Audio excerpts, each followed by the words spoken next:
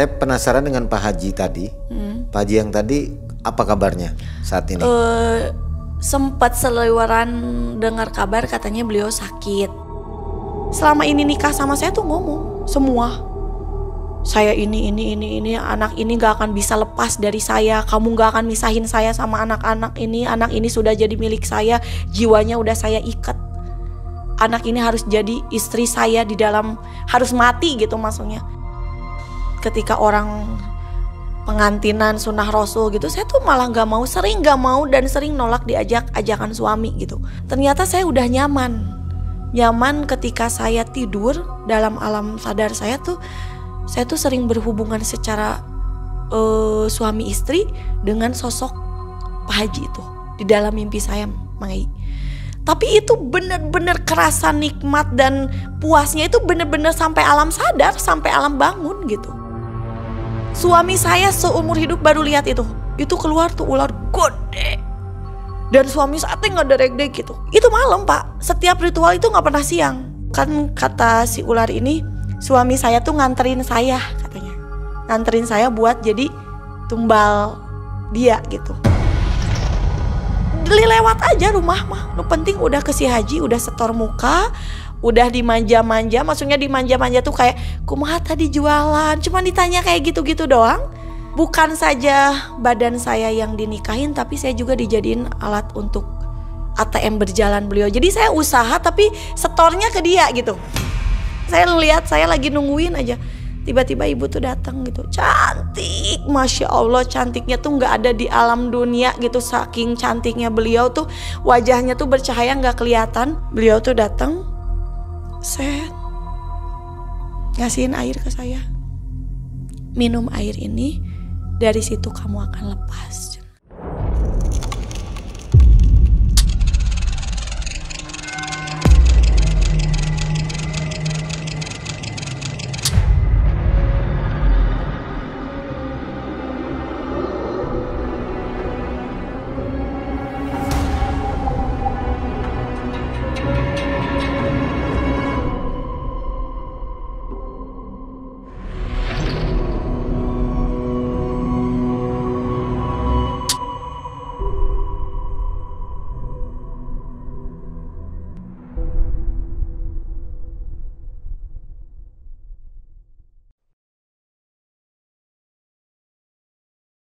Assalamualaikum warahmatullahi wabarakatuh. Selamat malam Sobat MM, jumpa lagi bersama saya Mang Ei dan tim. Malam hari ini pasti agak berbeda ya. Yang tampil di depan Anda adalah seorang wanita. Nah, apa yang akan diceritakan oleh Teh Siti malam hari ini? Ini kisahnya sangat menarik nih. Sobat, sebelum kita mulai seperti biasa kami mau promosi dulu nih. Wow. Nah, dari Malam Mencekam sudah ngerilis t-shirt. Ada 11 desain di sini. Wow. Teh Siti bisa lihat. Gimana nih Teh Siti penilaiannya mengenai wow. Yang aku nilai jujur ya, ini para sahabat Malam Mencekam, kualitasnya oke banget. Bahannya tuh tebal, lembut, dingin, dan ini asli combat ya. Sablonnya juga oke banget. Secara kan Teh Siti tuh orang konveksi, jadi tahu banget gitu. Jahitannya juga rapi banget dan desainnya itu mantep banget. Jadi buat sahabat-sahabat Malam Mencekam nih, dimanapun kalian berada, jangan lupa order bajunya. Rilis baju terbaru dari Malam Mencekam tuh ada pocong. Tapi ini tuh hantu yang paling menyebalkan yang pernah aku temuin dia nih. Ini temennya?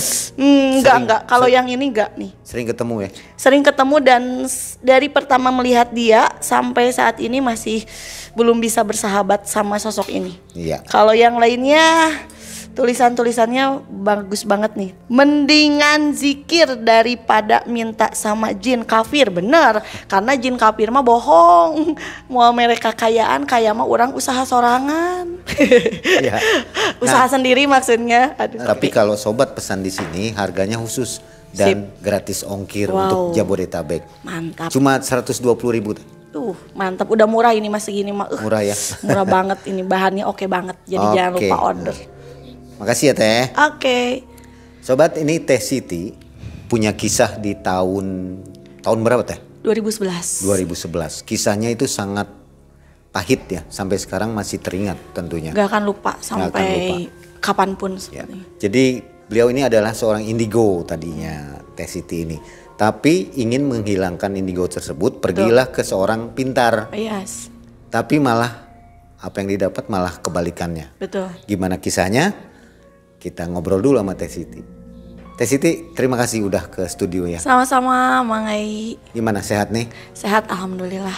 Profesinya apa sekarang? Sekarang profesinya sedikit masih di bagian produksi juga, masih cuman baju anak-anak sekarang. Terus sekarang ngebantuin suami juga di bagian fotografer di Jalan Braga. Oke, luar biasa ya. Sudah punya putra? Putra secara dalam kandungan saya belum, tapi putra-putra yang lain banyak. Banyak ya? Ya. Putra sambung? Putra secara goib sama yang anak-anak keponakan itu udah saya anggap anak sendiri. Putra goib nih, saya juga belum belum ngerti maksudnya. Baik Teh Siti, ini kisahnya sangat menarik.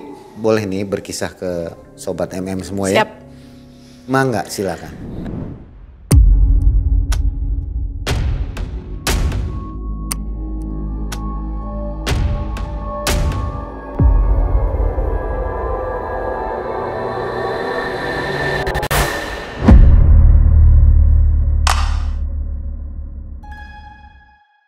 Jadi pada tahun 2011 itu usia rumah tangga Teh Siti itu udah 1 tahun ya, 1 tahun lebih lah. Nah di usia rumah tangga yang udah 1,5 tahun itu Teh Siti masih belum dikaruniai seorang anak tuh. Sedangkan diperiksa ke dokter itu normal, suami normal, gak ada hambatan gitu. Sampai akhirnya Teh Siti tuh ngerengek lah gitu ya, ngerengek sama Allah tuh, kenapa sih ya Allah aku tuh belum hamil-hamil, malu sama orang lain gitu kan.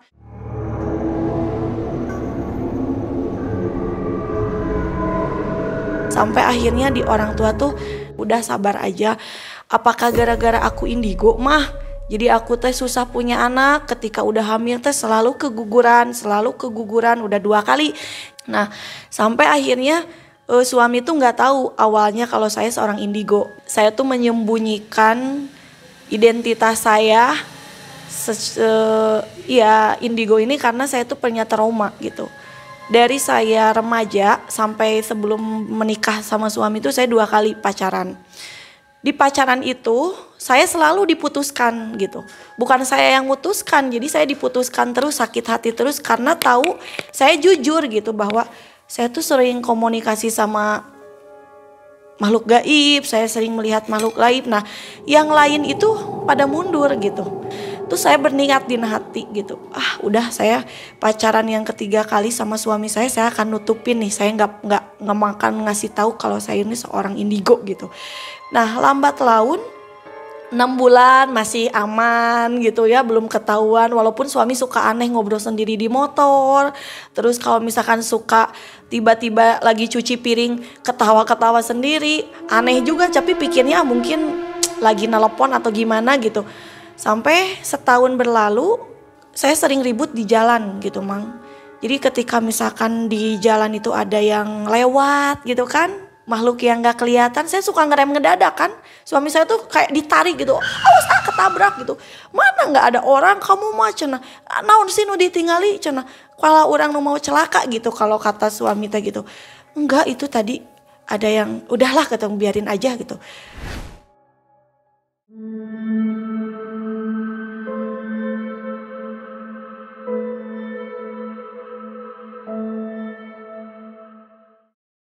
Lambat laun suami tuh aneh dan bilang gitu ke orang tua, khususnya ke bibi yang ngurus saya dari bayi gitu.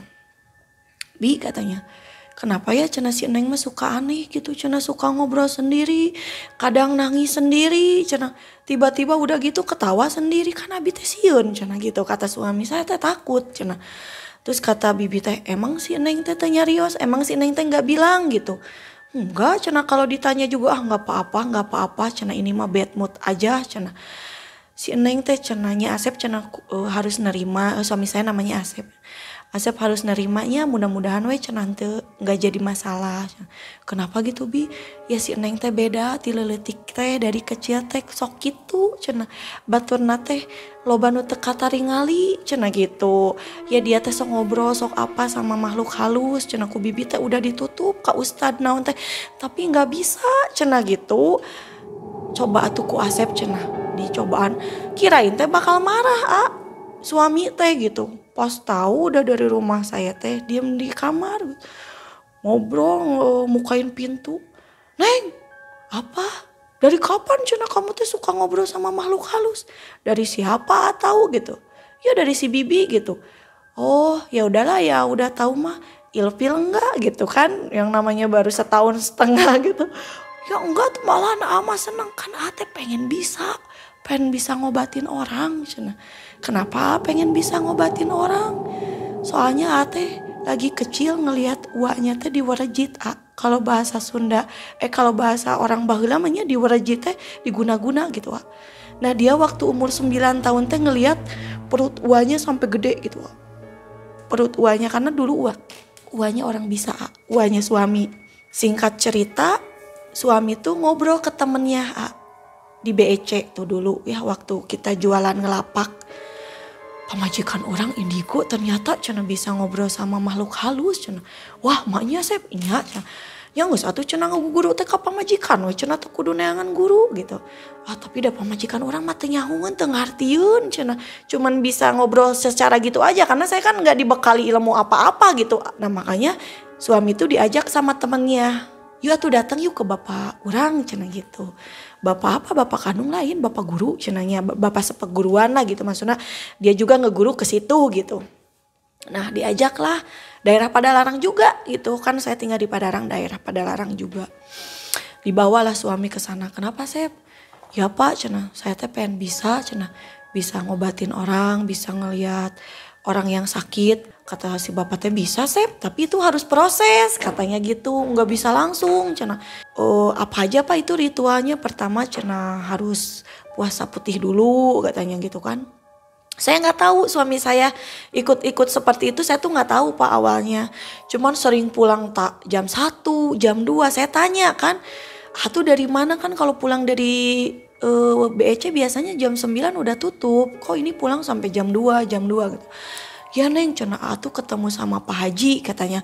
Pak Haji ini orangnya bisa Neng, bisa ngarahin biar atuh jadi orang yang bisa nolong orang katanya gitu. Udahlah nggak usah gitu-gituan katanya gitu kan. Kita zikir aja sama Allah, minta pertolongan Allah aja katanya gitu. Enggak Neng, mah niat pengen ngobatin orang gitu. Ya udah terserah. Nah, udah berapa kali pertemuan sama si Haji itu, suami saya tuh nanya gitu. Pak gimana ya cenah, istri saya tuh sebenarnya indigo tapi dia tuh menutup diri gitu. Kalau ditanya sama saya tuh nggak mau terbuka gitu. Oh indigo cenah, mana coba cenah bawa ke sini. Wah Pak, istri saya tuh nggak mau diajak-ajak ke tempat yang silaturahmi kayak gitu teh susah gitu. Namanya siapa cenah gitu. Namanya Siti. Binnya siapa, lahirnya kapan, tanggal berapa, wedalnya apa. Ditulisin karena suami saya tahu kan Pak. Ditulisin sama beliau tuh. Hari Senin suami udah ketemu sama si Pak Haji tuh. Hari Kamisnya tiba-tiba saya tuh kepengenan ketemu gitu. Yang tadinya dipaksa gimana pun susah, tiba-tiba saya tuh kepengen aja ketemu sama si Pak Haji ini. Yuk aku pengen ketemu sama si Pak Haji gitu. Dengan imbing-imbing kata suami saya tuh bisa ditutup mata batin Neng biar Neng normal gitu kan. Pas saya datang cuman perempuannya saya doang, yang lainnya tuh umur-umuran yang udah sepuh-sepuh gitu ya. Nah pas saya datang, Neng apa yang dirasain? Saya ngerasain dari tadi pas masuk itu panas dan badan saya ini kayak berat gitu. Berat nggak tahu kenapa, karena biasanya saya tuh nggak pernah seperti ini. Kalaupun misalkan ada kontraksi ketemu sama makhluk halus gitu, biasanya ke sayanya tuh nggak ada reaksi apa-apa kalau misalkan dia nggak nyerang gitu. Nah ini tuh kayak hentakan dada saya tuh kayak engap gitu, terus panas punggung saya sampai keringetan. Coba Neng tenang dulu katanya, tenang dulu, ke air dulu boleh. Saya bawa ke air dulu. Saya muntah dari situ. Saya tuh nggak tahu kenapa gitu. Tiba-tiba dikasih air. Coba Neng minum ini. Ini air apa kata saya gitu kan. Ini air doa biar menetralisir hawa panas dari tubuh Neng katanya, biar Neng gak panas. Terus saya bilang, tapi ini gak apa-apa Pak. Iya gak apa-apa katanya. Sok aja Neng minum. Gak percaya banget sih cina gitu sama Pak Haji gitu. Saya tuh sebenarnya dari kakek saya gak boleh banyak dikasih air doa kayak gini, maksudnya kalau orangnya itu belum saya tahu banget kata saya. Enggak, sok Pak Haji tanggung jawab dunia akhirat katanya gitu kan. Ya udah saya minum Pak. Dari situ tiba-tiba saya tuh nggak ngerasain yang biasanya saya ngelihat makhluk halus gitu ya. Di rumah siapa biasanya saya ngelihat ada kolebat. Ini cuman set gak tahu itu apa ya, hitam. Bener kayak saya tuh disamarin gitu.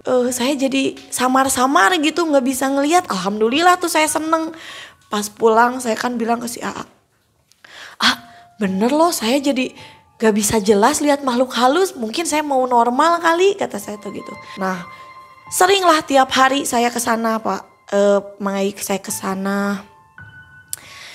Setiap kali saya kesana tuh banyak tamu yang sakit inilah, yang mau inilah, banyak kan keluhannya seperti itu.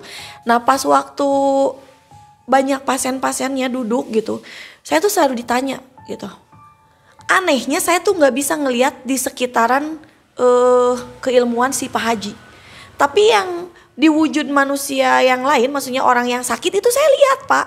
Jelas gitu. Kayak misalkan si yang tamu ini sakitnya bagian perut.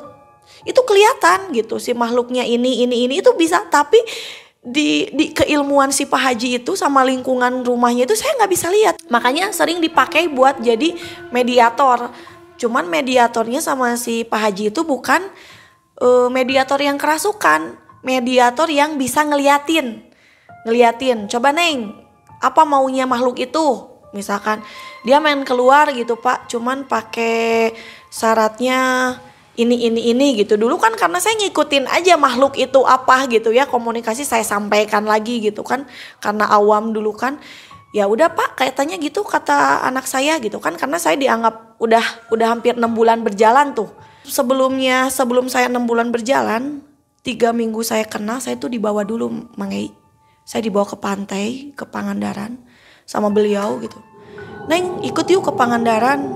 Udah pernah belum ke laut? Sejarah saya belum pernah seumur hidup ke pantai, karena dulu kata kakek saya, Neng lamun Neng can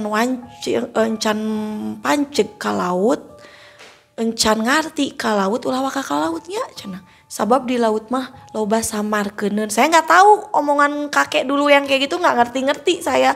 Ya udah, tapi saya takut banget. Pengen ikutnya takut gitu. Batin tuh kayak pergi jangan bergejolaknya. Tapi suami pengen ritual kan, maksudnya pengen ngebersihin. Alasannya tuh kita bersihin di air laut biar ngalirnya itu luas katanya kan gitu. Biar ilmu-ilmu Neng juga yang dari leluhur itu kebuang gitu ke laut. Ya udah tuh Pak, saya ikut ya. Hari Jumat berangkat lah kita malam pakai mobil beliau gitu.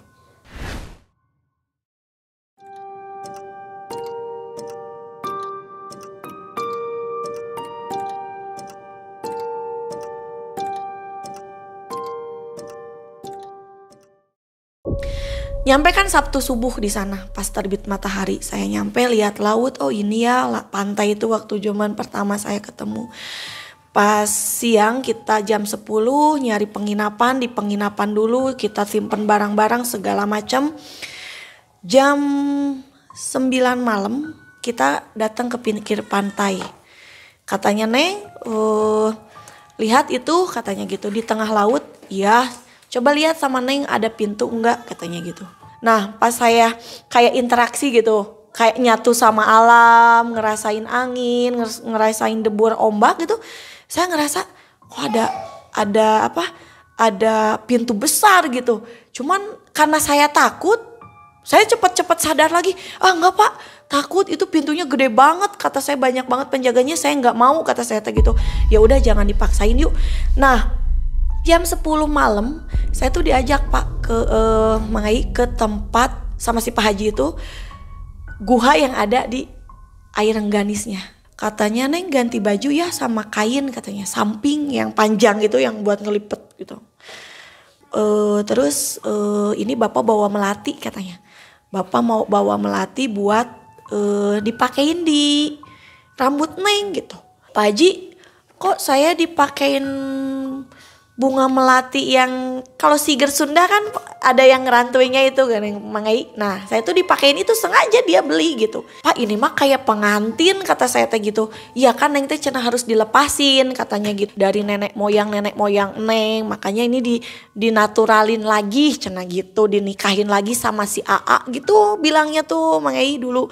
Dan memang yang ngemandiinnya juga dulu bukan si Pak Hajinya cuma ritual aja ngebukain terus ngeprak-ngeprak ke air yang ada di Rengganis itu terus dia sembahin. Nah saya tuh disuruh maju saya suruh duduk kan ada batu di situ saya duduk coba sama Asep katanya gitu nih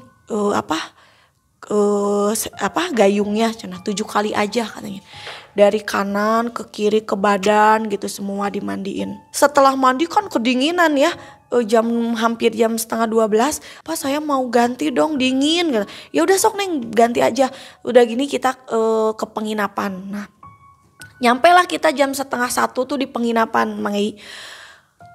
Anehnya itu penginapan waktu kita pagi dateng itu dingin karena ada AC kan. Tiba-tiba pas masuk ke kamar ke rumah itu lagi ke penginapan itu lagi semua panas pada AC udah full. Kok hareudangnya? Ya si Pak Hajinya sendiri tuh ngipas badannya iya AC rusak gitu. Nah teu karasa panas teu karasa dingin panas gitu. Kita berempat berlima sama supir. Yang ngerasain 4 itu panas semua laki-laki. Saya sendiri enggak gitu aneh. Enggak apa saya mah enggak panas kata saya. Saya mah malahan mau tidur. Ya udah sok cenah Neng tidur. Nah pada ke kamar Pak barawa si Pak Haji sama anak angkatnya terus supir tidur saya tidur sama suami gitu. Setengah sadar setengah enggak gitu. Belum pules-pules banget perasaan saya tuh. Saya tuh tidur baru lelep gitu. Tiba-tiba kedengar suara itu kayak orang jalan. Tapi yang badannya tuh kebayangnya tuh gede gitu.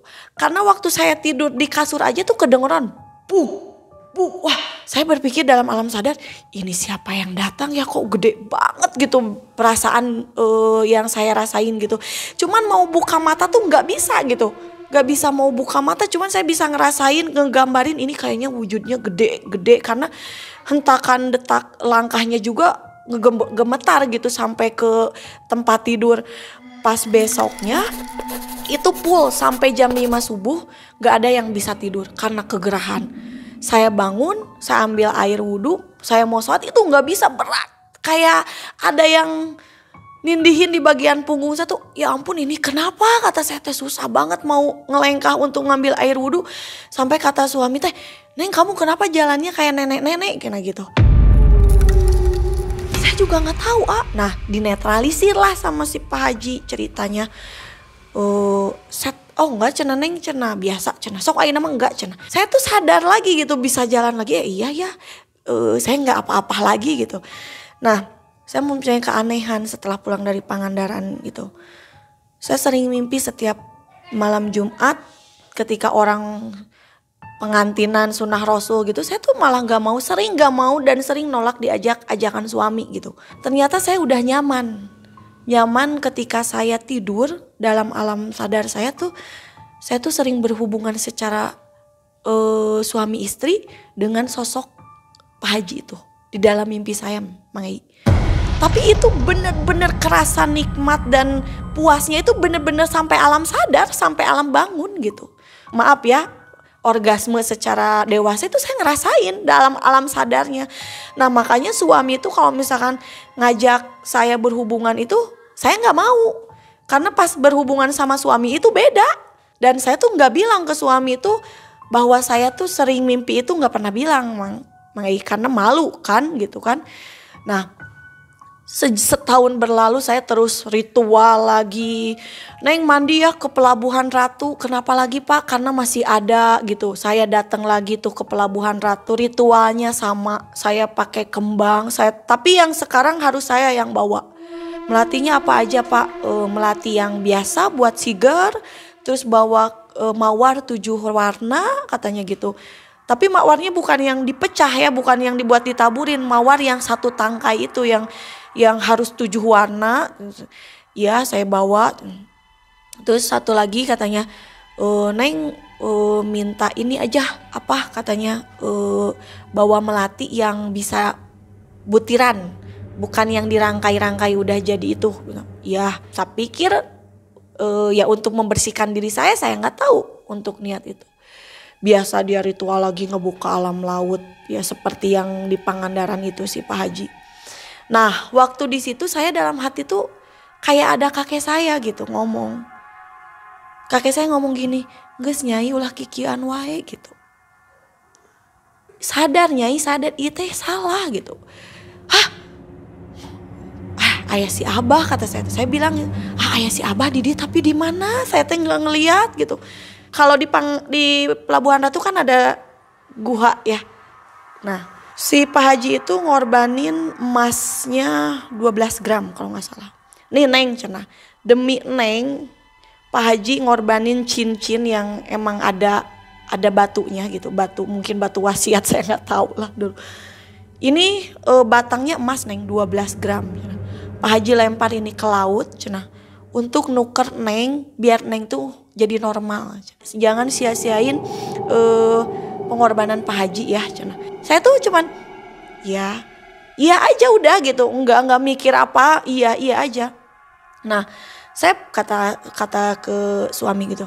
Saya tinggalnya tuh, iya ku Pak Haji dikorbankeun ya cincin cenah. Sabarahaeun ieu cenah 12 gram. Kudu benernya Asep cenah. Nuntun si Nengna cenah gitu. Suami saya tuh iya gitu. Dilemparlah si cincinnya itu ke laut. Tiba-tiba pas itu saya lemes. Terus si bunga yang saya bawa itu tiba-tiba angin air laut tuh gede. Simpen gitu, simpen aja cenah. Si bunga yang 7 warna itu disimpan ke bawah ke tengah laut ke sana. Nah, suami saya ngemandiin saya pakai air laut. Pakai centong yang dari batok itu. Pas ketiga kali itu ada ular dari guha yang apa ya, kalau di guha tuh saya lupa, di Pelabuhan Ratu tuh ada guha yang pinggir pantai itu keluar. Suami saya seumur hidup baru lihat itu keluar tuh ular gede. Dan suami saya nggak ada regdeg gitu. Itu malam Pak, setiap ritual itu nggak pernah siang. Nah pas suami saya yang nyaksiin itu, saya bener-bener gak bisa lihat apa-apa. Ini yang kamu datengin buat saya gitu. Ya perempuan ini yang kamu datengin, yang kamu antarkan buat saya gitu. Nah si A tuh bingung. Saya gak nganterin istri saya, memang saya nganterin. Tapi bukan untuk kamu, kata si A gitu. Saya nganterin untuk membersihkan dosa-dosa istri saya. Atau dari leluhur-leluhurnya yang nitis keilmuannya ke istri saya. Nah dari situ suami saya ngelihat dari tengah tuh kayak pintu ngebuka. Itu pintu keluar cahaya dari tengah laut. Jadi ada komunikasi antara yang di laut sama si ular yang gede ini. Jadi si ular gede ini kan mau ngelingkar ke saya gitu. Mau kan kata si ular ini, suami saya tuh nganterin saya katanya. Nganterin saya buat jadi tumbal dia gitu. Saya sadar, pas saya sadar kata si Pak Haji marah-marah ke suami saya. Asep katanya, tingali cenah jadi gagal cenah gitu. Kunaon Pak cenah? Ya cenah teuing tah cenah jadi we cenah. Jadi bahasa Indonesia mah, jadi yang Bapak korbanin itu sia-sia gitu. Karena si Nengnya gagal gitu, gagal dijadi apa, nggak tahu lah, nggak ngerti gagal pokoknya cenah. Orang juga ngelihat di pinggir pantai jam 12 tuh orang ngapain, meren pakai kembang melati, pakai baju samping gitu. Sobat MM, saat ini tim Malam Mencekam telah meluncurkan merchandise berupa t-shirt eksklusif banyak ragam yang bisa sobat miliki. Semua bertema horor tentunya, dengan bahan berkualitas yang nyaman untuk dipakai. Jika berminat, dapat diperoleh via WhatsApp atau Tokopedia. Segera miliki dan jangan sampai kehabisan.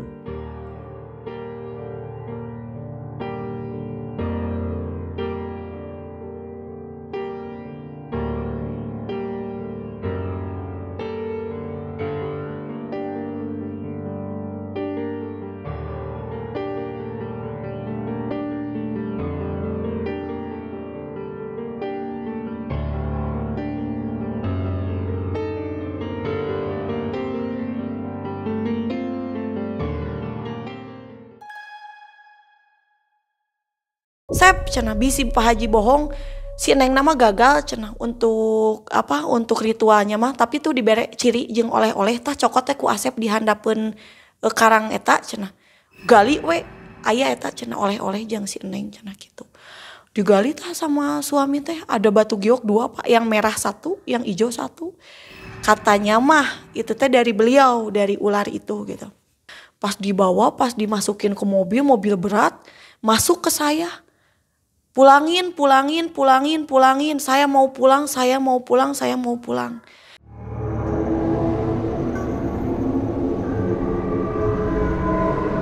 Kata suami, Pak iya kumaha, dilihat dari ininya. Si Neng di laut kene Sep, balikeun we eta cenah gitu. Soalnya ketukar jiwana cenah gitu. Dilemparin batunya teh di tengah laut, di pinggir pantai teh ke tengah laut sama suami teh, tah geus balikeun deui si Neng. Bener pas itu teh saya sadar teh lapar, haus yang saya rasain teh. Saya udah Pak, saya mau pulang aja, saya mah nggak mau gini-ginian lagi, pusing kata saya teh. Saya nggak tahu ada di alam apa, tapi saya capek kata saya. Ya udah nggak apa-apa Neng, itu mah nggak apa-apa. Itu ritual terakhir di Pelabuhan Ratu. Suami saya aneh, udah setahun berjalan. Rumah tangga sering cekcok gara-gara ya selisih paham, gak mau berhubungan segala macam. Saya tuh gak bisa kalau sehari gak lihat beliau gitu. Saya bawaannya tuh pengen, walaupun saya capek pulang dari gazebo, malamnya enggak tidur, nyetok barang, ngasihin barang ke anak-anak buah saya dulu yang waktu jualan di gazebo. Besoknya saya jualan di gazebo sampai sore, sorenya malamnya tuh harus ke si Pak Haji. Itu harus. Dan gak bisa enggak, itu ngelewatin rumah saya. Jadi rumah saya daerah sini tuh ngelewatin gitu. Lewat aja rumah mah, lu penting udah ke si Haji, udah setor muka, udah dimanja-manja. Maksudnya dimanja-manja tuh kayak kumaha tadi jualan, cuma ditanya kayak gitu-gitu doang. Bukan saja badan saya yang dinikahin, tapi saya juga dijadiin alat untuk ATM berjalan beliau. Jadi saya usaha tapi setornya ke dia gitu. Kayak Neng untuk ini ya beli untuk persyaratan ini sekarang ke gunung ini Bapak udah siapin ini mahalnya segini. Golosor, gak mikir panjang. Terus sampai istrinya sendiri bilang ke supirnya, tolong sadarkan si Neng karunya. Itu istrinya sendiri, istrinya si Pak Haji sendiri. Setahun setengah suami saya cari guru lain. Tah pas suami ketemu sama orang yang dari Kasundaan, dilihat dari air, ini anak itu suka dibawa untuk ritual-ritual enggak? Iya, setiap 2 minggu sekali pasti keluar kota untuk ritual. Lagi dijodohin, lagi dicariin buat tumbal yang cocok buat istri kamu katanya gitu. Jadi kamu harus hati-hati kalau istri kamu terus-terusan seperti ini. Bukan aja nyawanya, rumah tangga kamu hancur, istri kamu bisa gila katanya gitu. Usaha kamu hancur katanya. Terus saya harus gimana gitu. Kata suami saya, udah jauhin dulu. Walaupun nanti akan berat ngejauhin si Pak Haji sama si Neng ini.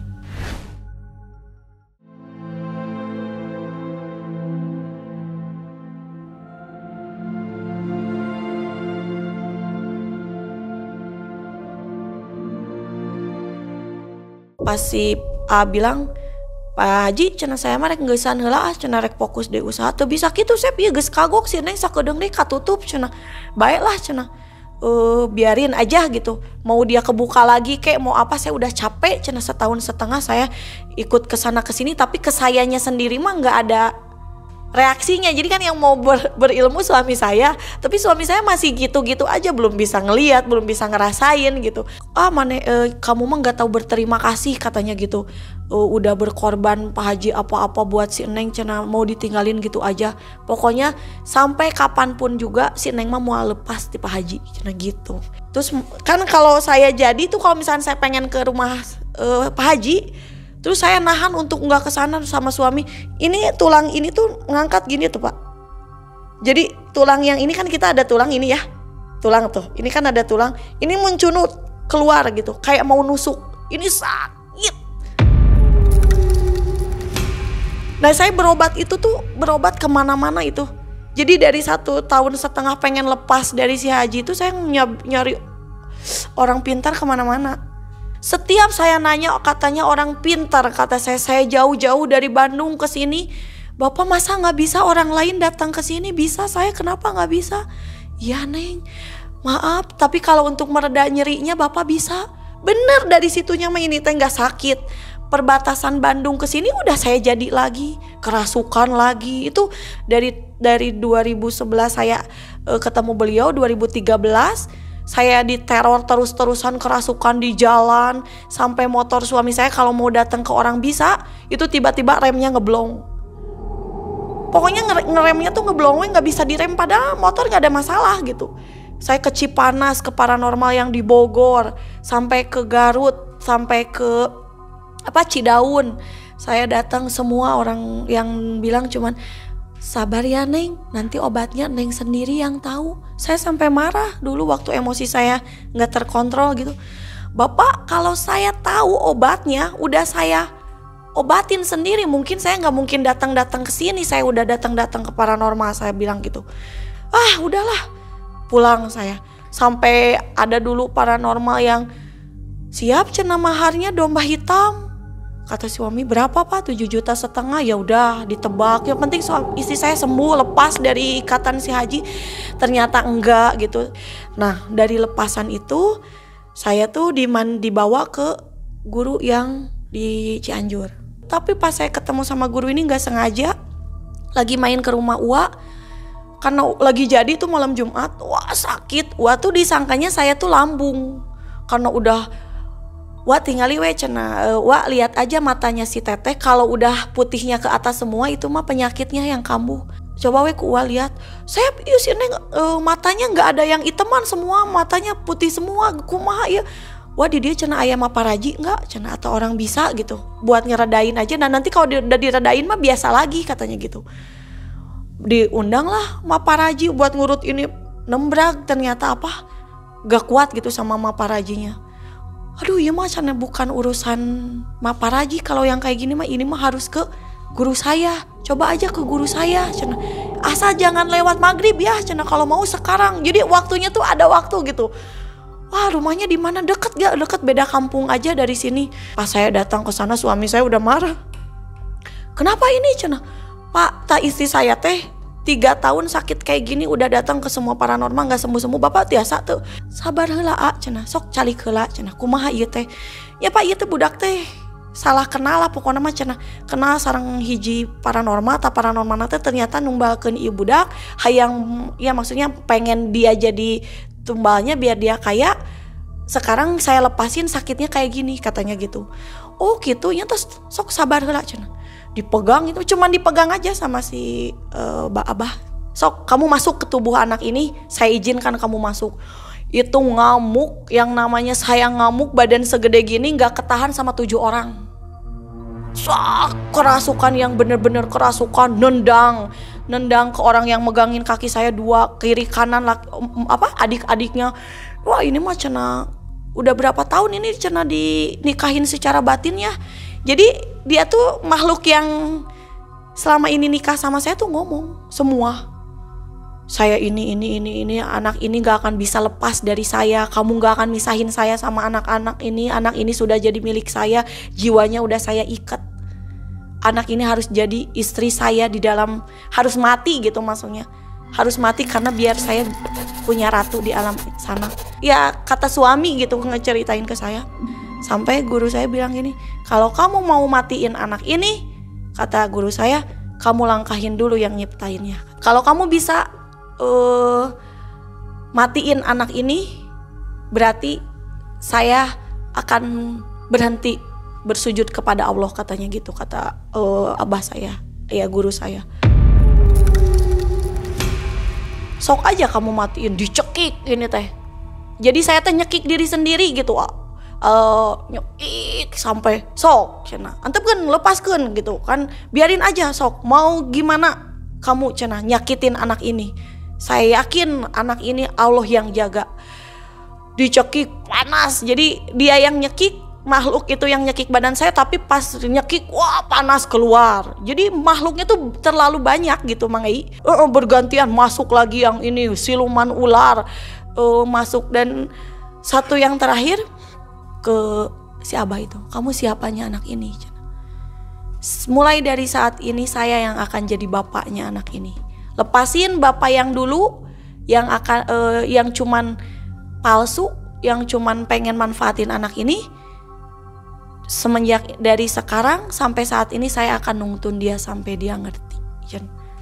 Dari situ barulah datang karuhun saya yang masuk. Jadi datang karuhun saya, Abah Mang yang datang nitipin ini anak gini kata Abah gitu. Biarkan anak ini saya yang tuntun tauhidnya. Biar apa? Biar nanti dia bisa ngejaga kekontrolan, karena udah sering masuk kesurupan di jalan apa-apa kan udah nggak kontrol. Biar nanti saya latih anak ini.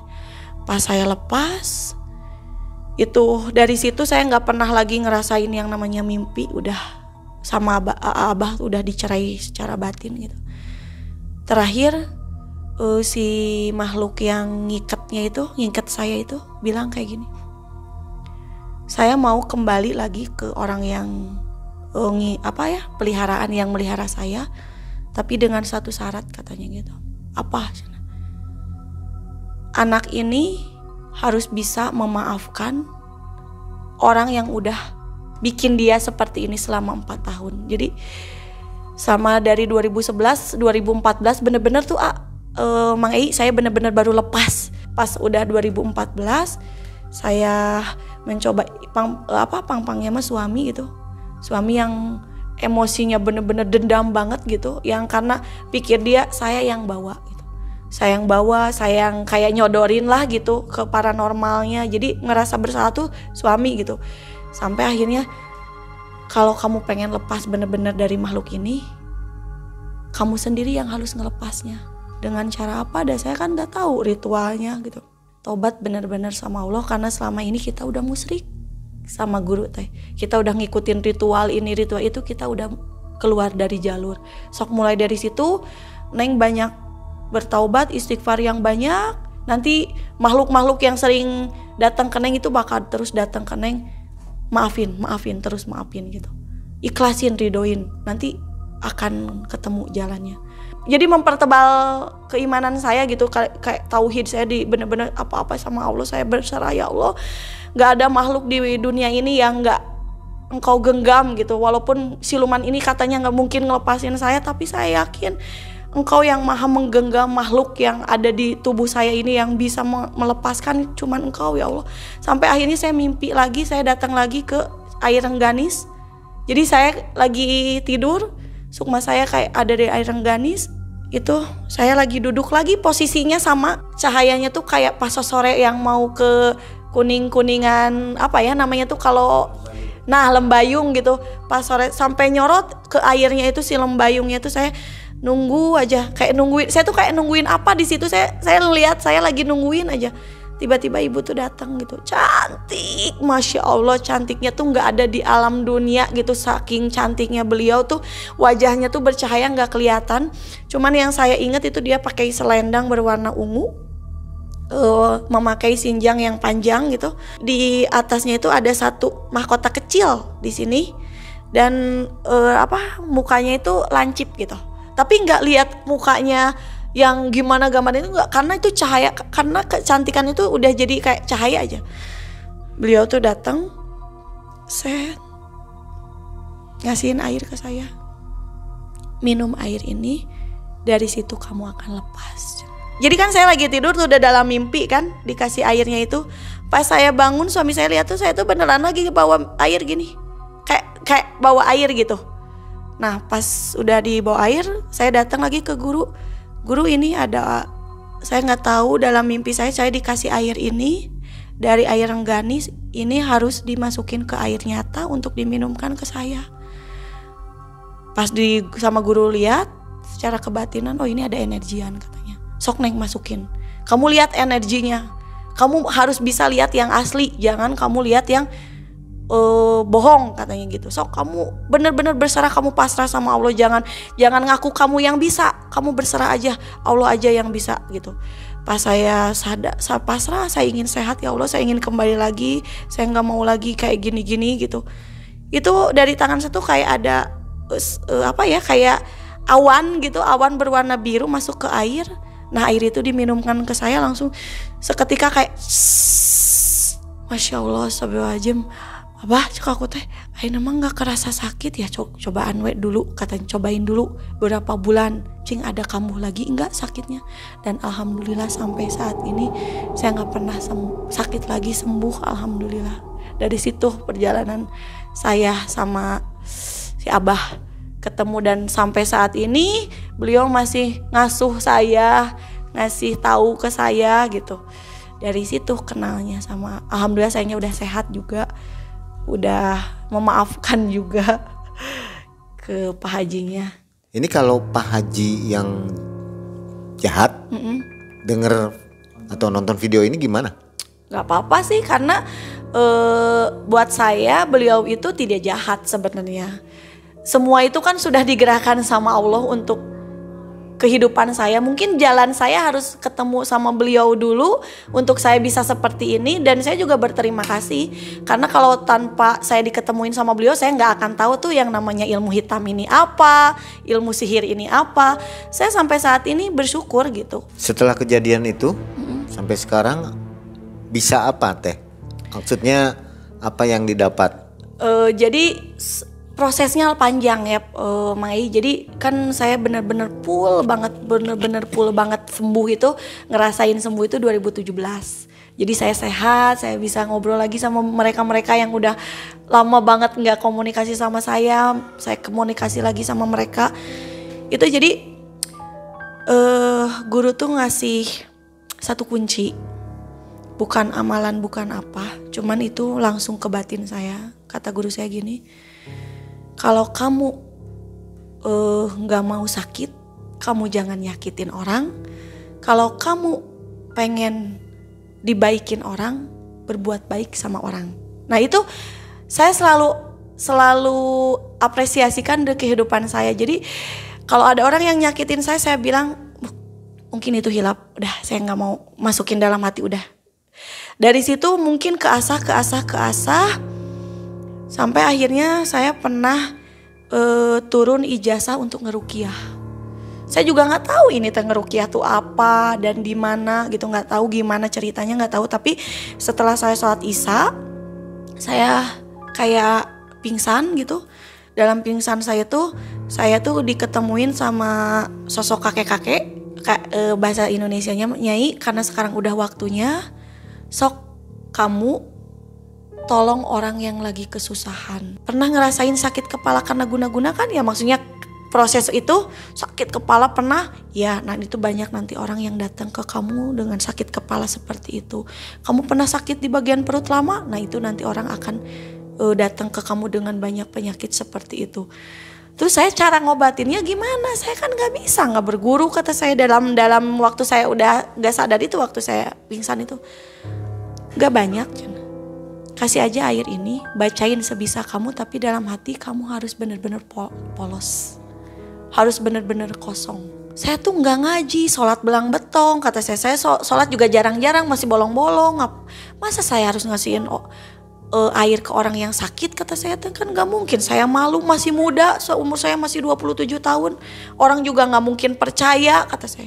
Ya udah Cina, kalau nggak percaya, kalau nggak yakin, nanti ada buktinya di keluarga kamu yang sakit. Itu nanti cobain sama kamu obatin. Kalau kamu benar, jangan diaku itu kamu yang ngobatin, tapi Allah mau ngebuktiin kuasanya lewat syariat kamu kayak gitu. Dan ternyata benar, mama saya sakit selama 2 tahun. Kan mama saya tuh sakit lambung terus. Saya juga dari dulunya mah takut, tahunya mah lambung aja gitu, lambung. Ternyata ada yang kayak gitu, dan alhamdulillah sehat. Dari situ saya, oh mungkin ini, dari mulut ke mulut. Jadi suka ada yang ya Teh Siti gitu dipintain tolong gitu, kayak gitu. Oke.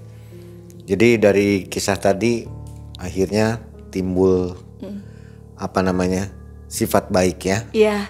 Menolong orang. Iya. Jadi ikhlasnya juga lebih, imannya tambah. Iya. Oke. Kayak gitu. Saya penasaran dengan Pak Haji tadi. Pak Haji yang tadi apa kabarnya saat ini? sempat seliweran dengar kabar katanya beliau sakit di bagian kakinya.